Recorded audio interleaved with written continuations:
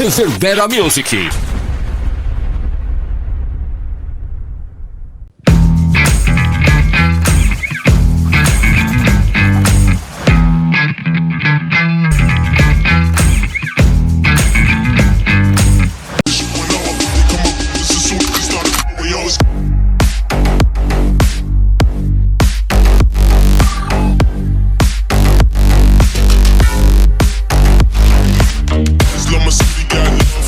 A gente vai estrear agora o nosso documentário. Uma coisa que eu vou pedir pra você encarecidamente: considere esse trabalho. Eu sou um artista independente, assim como vocês, que é o público-alvo desse canal. Então, mano, deixa aí o seu comentário, compartilha o nosso conteúdo, deixa um like e, se possível, ativa o sininho de notificações e ajuda esse trabalho a florescer. O Reverbera apoia o artista independente. Para compreender como a música pôde trazer informações a respeito do Brasil nos anos 1980, é importante entender o que acontecia no país naquele tempo, em seus mais diferentes aspectos, seja histórico, social, político, econômico, cultural. Assim, vamos mostrar um pouco como era o Brasil nesse período, bem como seu contexto histórico. No cenário político e econômico, o país passava por um momento muito complicado, enfrentando uma ditadura militar e passando por uma crise econômica. A inflação estava alta e a taxa de desemprego cada vez maior. Economicamente, a situação no país era delicada no início dos anos 1980. Com o arroxo salarial surgido durante o milagre econômico, houve um grande ingresso de jovens e mulheres no mercado de trabalho, teoricamente submissos e incapazes de se organizar. Nesse período, 70% dos trabalhadores entre 14 e 24 anos estavam empregados no perímetro urbano. Assim, no final dos anos 70, tínhamos um número muito maior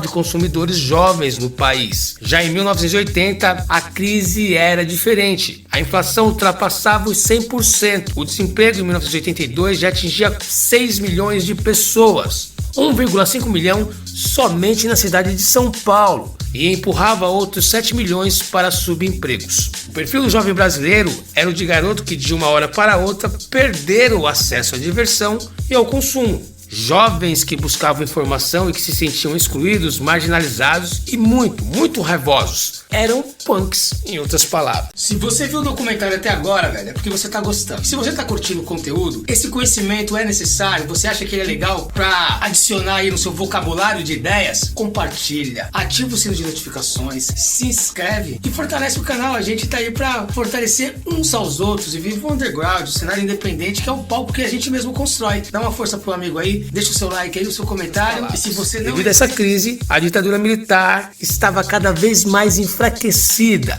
Porém, ainda havia uma grande censura. Não se podia publicar nada com a qual o governo não concordasse. O povo só tinha acesso às informações que eles permitiam. Censura essa que, apesar de ser associada à ditadura militar, já existia desde o Estado Novo, no governo de Getúlio Vargas, com a criação do Departamento de Imprensa e Propaganda. Porém, devido ao enfraquecimento da ditadura, a população estava vivendo um clima diferente, com esperança de uma nova realidade democrática. O clima político do Brasil era inédito, com o sonho das eleições diretas adiado para um distante 1989.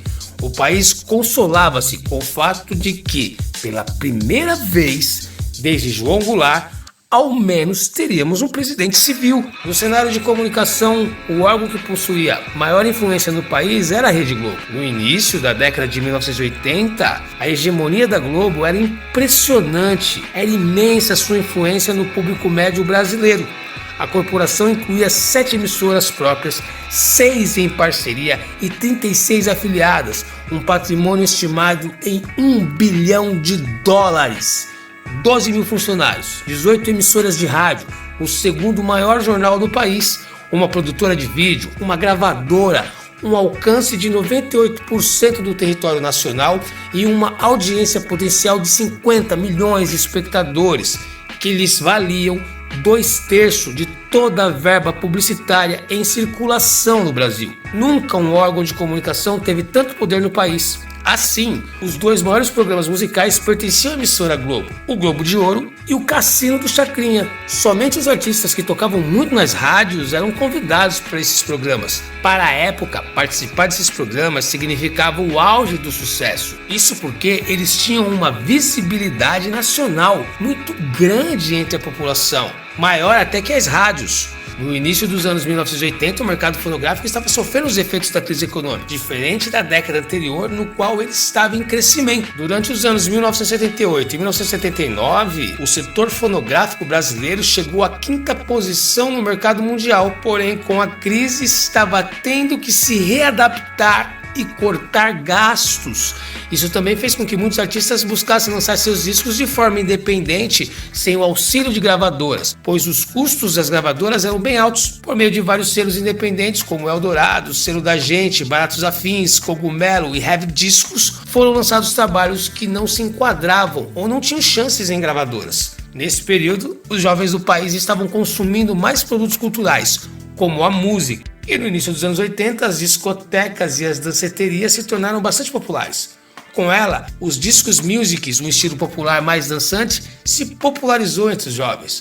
Outro gênero musical que se destacou bastante nesse período foi o rock nacional. As danceterias também tiveram um importante papel na sua popularização entre a juventude. O circuito das danceterias caiu como uma luva para as bandas que estavam divulgando os seus primeiros discos. Houve também uma popularização das rádios FM. Elas tiveram um papel fundamental no desenvolvimento do rock nacional. E para analisar como o rock nacional falava do Brasil dos anos 1980, é necessário conhecer mais o contexto histórico do país e da época, e é o que faremos no vídeo a seguir.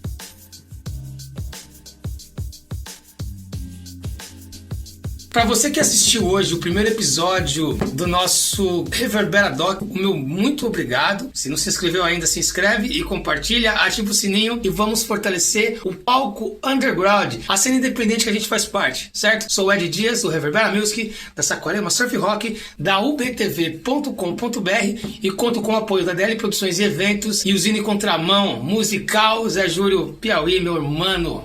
Sou o Ed Dias, do Reverbera Music, tamo junto.